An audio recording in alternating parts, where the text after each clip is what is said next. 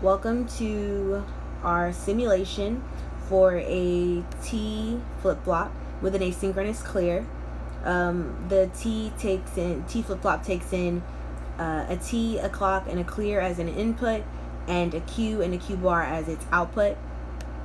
And so the purpose of it is when the clear is set to 1, then Q bar will be set to 1 and Q will be set to 0.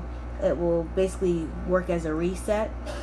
When the clear is off, then the clock will be taken into account. So when the clock is on and experience the clock event, and when it's on, we look at T, and if T is 0, then Q and Q bar will remain the same as they were in their previous states. And when the T is equal to 1, there will be a toggle experience, which means that that Q and Q bar will be complements of their previous states. And so here is our T test. And what I used here was I used a loop with the counter as our loop, and basically go iterating through each different input, which will produce a different output for Q and Q bar. So this is our wavelength here.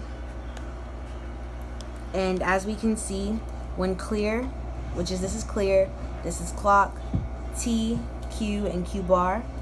When clear is on, we see that it acts as a reset function. So Q and Q bar are going to be 0 and 1. So Q is going to be set to 0. And that goes for every time the clear is on. We can see the clear is on, and Q bar remain 0 and 1. So let's test some other simulation input combinations. So when the clock is off and clear is off, then we're not to look at T. It doesn't really matter what T is, because Q and Q bar will remain what they were in their previous state, which we can see here by the stagnant in the waveform. So when we move on and clear is still off, that means we can look at the clock, and clock is on here. Now that the clock is on, we look at T, and T is equal to 0, which means serves as a hold. So Q and Q bar should remain the same as they were previously, which we can see here by the stagnant that they are the same. Here we just see another example of how if the clock is off, it holds even no matter what T is. So here it's demonstrated that, if clear is off but the clock is off, we don't look at T. Here we notice a change. Our clear is off, but our clock is on, and our T is 1, which serves as a toggle. So a toggle means that it will become the opposite of its previous state.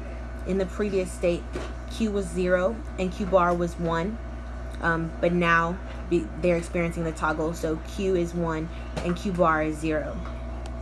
Here we can see how the clear resets it, so Q is equal to 0 and Q bar is equal to 1.